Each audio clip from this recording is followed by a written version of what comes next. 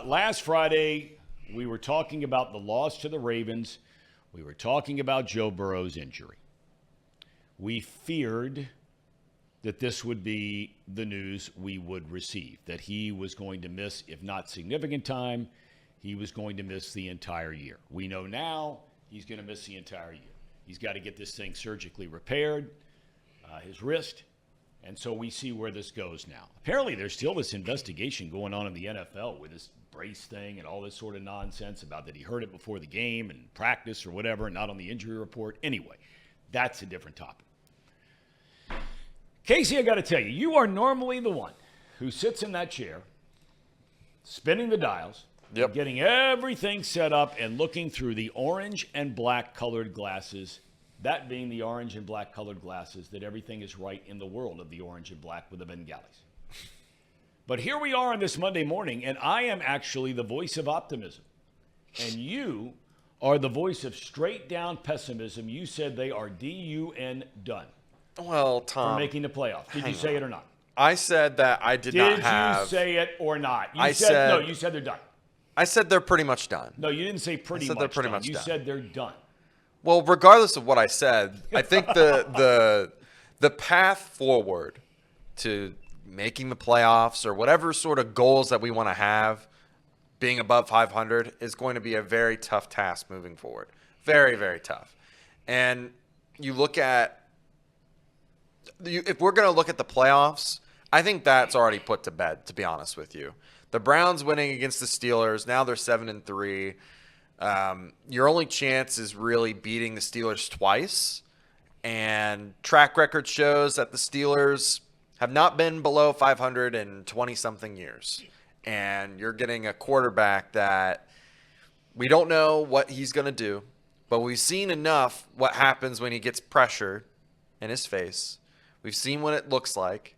Doesn't look very pretty. Doesn't look very good. The Ravens got all over him, all over us on offense Thursday night. And the Steelers, they got embarrassed this week. They got embarrassed. And I think they're going to be angry. I think they're going to play aggressive. Now, the good thing about the Bengals position is that you're playing from an underdog spot. You're playing from no expectations sort of mentality, and you can do things that maybe you wouldn't normally do, take risks that might get you over the hump. But I have a hard time believing with what we've seen from this Bengals team on offense, on defense, that it's going to get much better with a backup quarterback at the helm. I don't think it's going to get better at all. I think So you're saying DUN done? I think it's DUN done. I don't think it's plausible or realistic. Because the thing that the Browns have, and Tom brought it up in the monologue, when Dorian, God knows whatever his name is, when Dorian Thompson-Robinson, whatever the hell, when he comes in the game, they've been winning games because of Deshaun Watson all year. They've been winning games because of their defense. Right. The Bengals' defense has been getting gashed left and right for several weeks now. Yep. The Bengals' offense is, like Tom has mentioned the past couple weeks, they've been struggling as well. Special teams hasn't been great either. So we're gonna go down the line here, and this team just appears not to be very good. All of this is not going to be helped by the fact that Jake Browning, a guy who's been in the NFL for 5 years and has never been given a chance, is going to be trying to figure himself out in the league. We're 5-5. The time is now. You have to win. You have to win. You have to win. If you don't beat the Steelers, it's mathematically over almost. Yeah. If you can't beat some of the teams ahead of you, what are we doing? I would almost encourage fans to not even strive for playoff expectations. Why? I would rather just win. Throw in the towel. I would you rather are all us about just Obama and do- hope and change. All about So Obama. you're going to throw in all hope? Tom, you know better than that. Listen, I would encourage fans to go at this week by week. Go at it like I want to sweep the Steelers, and then we'll see where we're at. I want to at least beat the teams that I don't like the Steelers, like the Browns.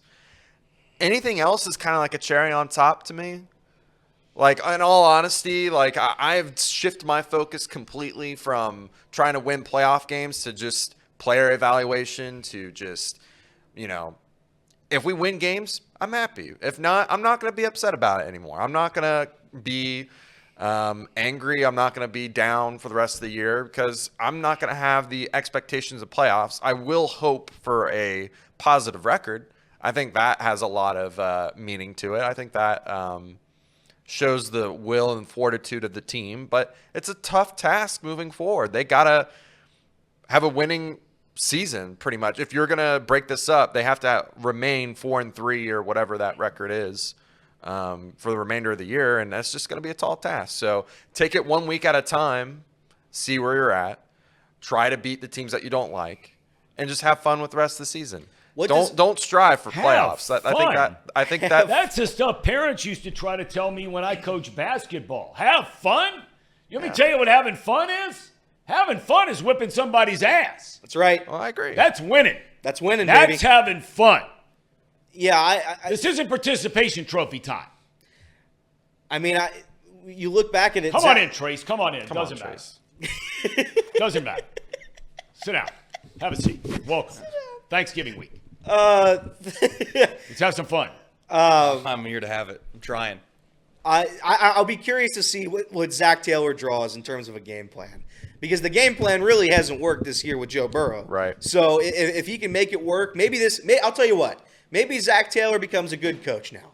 Maybe he takes Jake Browning. He's able to take the ball under center more. They're able to use Joe Mixon a little bit more, run the ball, get some play action, get Jake Browning moving. He showed that he was able to scramble a little bit. Get him in his legs. Run some RPOs. Let's just to Casey's point. If everybody already is claiming you're dead, you got to say, you know this term, Tom? It's called YOLO. Remember, you ever hear of YOLO? YOLO. You only live once, Tom. Oh, that's what I it means. that. You only live once. Is that somewhere in your bag of tricks along with the hungry dog runs faster? It's right next to it. Both of them aren't mine, but I use both frequently. If everybody's already counting you off dead, draw some crazy stuff. The stuff that you've been drawing up the past 10 weeks hasn't been working. It's worked. I'd argue 2 games out of 10. Man. So just go crazy with it. If everybody's going to rule you out as dead, go crazy with it. See if you can scrape a couple wins together. Do I think it's plausible that the Bengals can get into the postseason? No. But we were talking about the path, and we have the path. I was looking at the in the Hunt graphic. Right. There is a chance. There is. The Colts are ahead of us. I don't think the Colts are very good. And the Bengals play them. So right now the Colts are ahead of the Bengals only because of their conference record. The thing that would take precedent over that is if you beat them. So of 3 of the teams directly in front of you, correct me if I'm wrong here, right? You're right. Of 3 of the teams directly in front of you, you already have a tiebreaker against Buffalo. You've already beaten them. Right? Yep. You can win a tiebreaker against Pittsburgh if you beat them twice. Yep. Right? And you can win a tiebreaker against Indianapolis if you beat them. Correct? Correct. That's right. All right. And they've lost a tiebreaker conceivably to obviously we know about the Ravens, but they've lost a tiebreaker already to Houston, which won again yesterday. But please continue. You're right. There's a path. Well, Houston wouldn't be in this scenario. Houston right now has. I'll just go through it. The 1 seed is the Chiefs, 2 seed Ravens, 3 seed Jags, 4 seed Dolphins. The Browns have the 5th seed. They're the best wild card team. The Texans right now would be the 6th team in the playoffs. Yeah. They're the second best wild card team. And right now, after them, it's the Steelers. I think the Bills, they play a gauntlet of a schedule. That's going to be tough. The Colts are the Colts, and I say that with love and respect, but Gardner Minshew is not a very serious quarterback. I think he's a serviceable backup. I think he's done a great job. 5-5 is far better than any Colts fan would have thought through 11 weeks of the season. The Broncos, I don't know what to feel about we can talk about the Broncos a little bit later in the show, but I don't understand the Broncos. I don't know how they win games, but apparently they're good now. Were they 1-5, Casey? Is that right? Yeah, they were like 1-5. Yeah, so they've won 4 in a row. But my point is, if you can beat the Steelers, you play the Steelers twice. If you're able to beat them twice, and let's be honest, the Steelers aren't good. We can sit back and say they have a good defense. We can say they have a good defense, but their offense is piss poor. They wouldn't have scored a touchdown if it wasn't for a miracle 74-yard run by Jalen Warren in that game.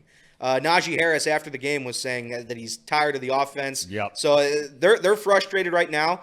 As Tom said, you have the tiebreaker of the Bills.